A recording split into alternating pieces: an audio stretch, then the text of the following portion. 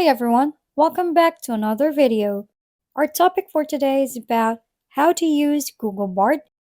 In this video, I'm going to show you how you can use Google Bard, which is a Google-made AI tool.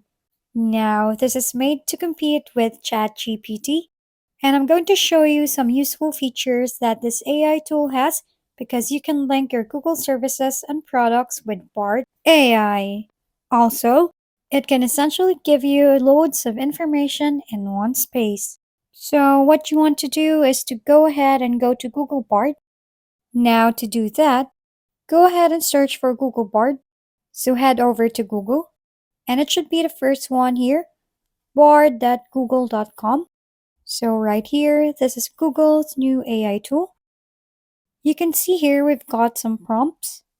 We've got to understand a prompt, create and explore, and below them, we have more sub prompts that we can go ahead and click. So let's just type in what is Google Bard, and voila! In a matter of seconds, you can see the results now. In the upper part of your answer, you can see that there is a few other drafts. It is the way of Bard if you don't want the first answer. It will give you options or regenerate new drafts. Also, Google Bard can now add images.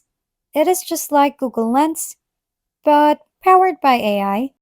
This feature helps you to analyze what kind of image that you sent, and you can customize your question, or you can even add a follow-up question. Note that this is just an experiment version, so some data may not be accurate on what you're trying to find out. You can also upvote this if it is a good response, downvote if you're not satisfied with the answers that came up, and you can also share and export this, and so on. So that's been a quick overview of Google Bard. If you found this video helpful, please like and subscribe. And if you have any questions, drop them below. We'll see you on the next video.